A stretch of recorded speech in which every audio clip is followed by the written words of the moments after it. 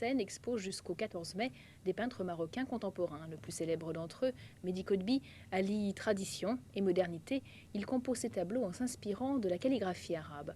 Une œuvre originale que nous font découvrir Georges Bégou et Michel Levasseur. Imaginez un conteur oriental qui invente un langage moderne avec des caractères arabes puisés dans la nuit des temps. Mehdi Kotbi file avec patience la laine de ses souvenirs d'enfance et tisse des œuvres d'aujourd'hui.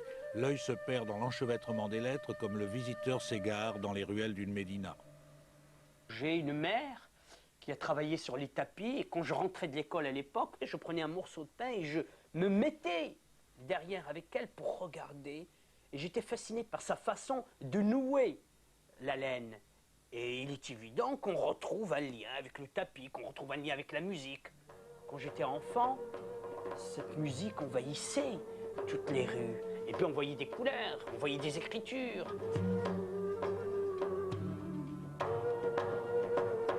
L'universalité d'un travail, c'est qu'il puisse appartenir, puiser ses sources dans une culture, mais être ouvert. Ainsi, Kotbi réalise des œuvres à quatre mains avec ses amis occidentaux. Avec Jean-Claude, ce bas-relief mêle les lettres hébraïques à l'écriture arabe.